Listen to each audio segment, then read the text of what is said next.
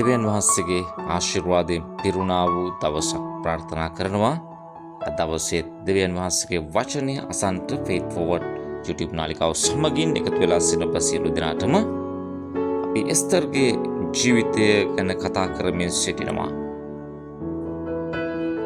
දෙවියන් වහන්සේ අපිව යම් ස්ථානයක තැබූ විට දෙවියන් වහන්සේගේ අරමුණු සහ තීරණ ගත යුතු බව, තීරණය ක්‍රියාත්මක කරන්නට පෙර අපි යාඥා කළ යුතු බව අපි පසුගිය පණිවිඩයන් තුල සවන් දෙනු ලැබුවා. අපි යාඥා කරනකොට දෙවියන් වහන්සේ අවශ්‍ය පසුබිම සූදානම් කරන බව අපි සවන් දෙනු ලැබුවා. අද දවසේ අපි එස්තරගේ ජීවිතය තුළ බලන්ට යනවා ප්‍රඥාව අවශ්‍ය බව. ප්‍රඥාවේ අවශ්‍යතාවය අද දවසේ අපි එස්තරගේ ජීවිතයෙන් බලන්ට යනවා. එස්තර පොතේ 5 වෙනි පරිච්ඡේදය සහ 7 වන පරිච්ඡේදයට අද දවසේ අපේ අවධානය අපි යොමු කරන්න බලාපොරොත්තු වෙන්නේ. මේක දීර්ඝ කොටසක් නිසා ඔබ මේ කොටස් දෙවියන් වහන්සේගේ වචනෙන් කියවන්නට මම එහි අන්තර්ගතය අරගෙන අද දවසේ ඔබට අවශ්‍ය පණිවිඩය රැගෙන යන්න බලාපොරොත්තු වෙනවා. එස්තර රජුරුවන් ළඟට යන්න තීරණයක් ගත්තා. ඔවුන් යාඥා කළා.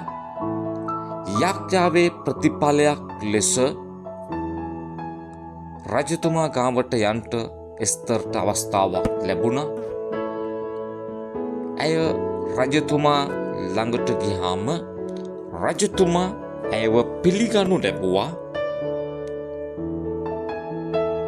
මේ පිළිගැනීමෙන් පස්සේ ඇය රජුරුව ගාවට සැබවින්ම ගියේ ඇගේ ජාතිය බේරගන්නටයි කියලා රජුරුවන්ට කියන්න.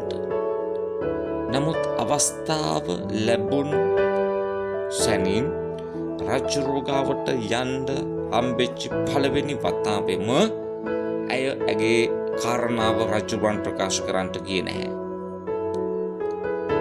ඇය ඒ උදෙසා ඉතාමත් ප්‍රඥාවන්ත ක්‍රමවේදයක් ඇය සැලසුම් කරනු ලැබුවා. මේක ඉතාමත් වැදගත් ස්නේහවන්තය දෙවියන් වහන්සේගේ අරමුණු උදෙසා තීරණ ගන්නකොට, දෙවියන් වහන්සේගේ අරමුණු උදෙසා වැඩ කරනකොට මේක ඉතාමත් වැදගත්. අපි දකිනවා එස්තරට ලොකු ධෛර්යයක් තිබුණා. මරුණොත් මරුණාවේ කියලා රජුරුව ගාවට යන්න තරම් ලොකු ධෛර්යයක් ඇයට තිබුණා. විතරක් නෙවෙයි, ඔවුන්ට යාඥාවක් තිබුණා. ධෛර්යයත් යාඥාවත් වගේම ප්‍රඥාවන්තව වැඩ කිරීමත් ඉතාමත්ම වැදගත් කාරණාවක් තිබෙනවා. ඇය ප්‍රඥාවේ යුක්තව ක්‍රියා කරලා රජුරුව ඇව්වහම ඔබට මොනවද ඕනේ? රාජ්‍යන් දෙකෙන් පංගුවක් හරි මන් දෙන්නම් කියලා ඇය එකපාරටම කියන්න ගියේ නෑ. මට රාජ්‍යන් දෙකෙන් පංගුවක් එපා, මට අවශ්‍ය මගේ ජාතිය ගලව ගන්න කියලා ඇය ඒක කියන්න ඉක්මන් වුණේ නෑ. ඇය කියනවා රජුරුවනි, මම භෝජන සංග්‍රහයක් ලෑස්ති කරන්නම්. ඒකට ඔබත් හාමාන්ට එන්න. හාමාන් තමයි යුදෙව්වන්ව ඝාතනය කරන්න සැලසුම් කරපු මිනිසයා. එන්න. පළවෙනි දවසේ භෝජන සංග්‍රහයට පැමිණෙනවා. එතෙන්දී රජතුමා අහනවා එස්තර විශ්වගේ මොනවද ඔබට අවශ්‍ය? ඔබ අවශ්‍ය දේ කියන්න මම රාජ්‍යන් දෙකෙන් පංගුවක් වුණත් ඔබට දෙන්න ලෑස්තියි. ඇය ඉක්මන් වුණේ නෑ. ඇය ප්‍රඥාවන්ත වුණා. වටපිටාව සූදානම් කරගන්න. ඇය කියනවා රජුරුවනි, හෙටත් එන්න මම භෝජන සංග්‍රහයක් ලෑස්ති කරන්නම්. එදාට මම කියන්නම්. ඉදකිනම සුදුසු වෙලාව පැමිණෙන තුරු ඇය ප්‍රඥාවන්ත වුණා.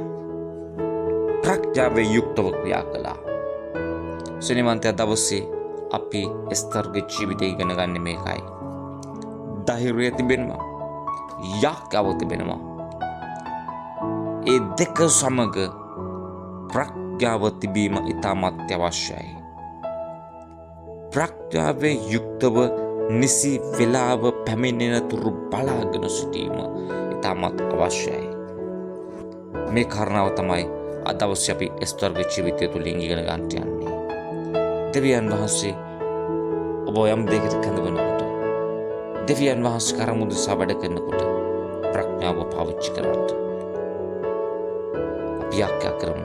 බලවන්ත දෙවි පියාණනේ, යාඥා කරනවා මේ පණිවිඩයට සමන් දෙන වහන්සේගේ සෙනඟ උදෙසා. ස්වාමිනේ, ධෛර්යවත්කමත් යාඥාවත් වගේම ප්‍රඥාවේ යුක්තව කටයුතු කිරීම ඉතාමත් වැදගත් වන හේයින් යාඥා කරනවා ස්වාමිනේ, මේ පණිවිඩයට සමන් දෙන ඔබගේ දරුවන්ට ඔබ වහන්සේගේ ස්වාමිනේ අරමුණ උදෙසා කාරණා කටයුතු සිදු කරනකොට, ඔබගේ අරමුණ උදෙසා සේවය කරනකොට, ඔබගේ අරමුණ උදෙසා තීරණ ගන්නකොට, ඒ තීරණ ප්‍රඥාවේ යුක්තව ක්‍රියාත්මක කරන්නට වහන්සේ කරුණාව දෙන්නයි කියා යාඥා කරනවා. ජේසුස් ක්‍රිස්තුස් වහන්සේගේ බලවත් වූ නාමයෙන්. ආමේන්. දෙවියන් වහන්සේ ඔබට ආශිර්වාද කරන සේක්වා. රැඳී සිටින්ට ෆේත් ෆෝවර්ඩ් YouTube නාලිකාව සමගින් මෙවැනි ඇදහිල්ලේ පණිවිඩයන්ට සවන් දෙන පිණිස දෙවියන් වහන්සේ ඔබට ආශිර්වාද කරන සේක්වා.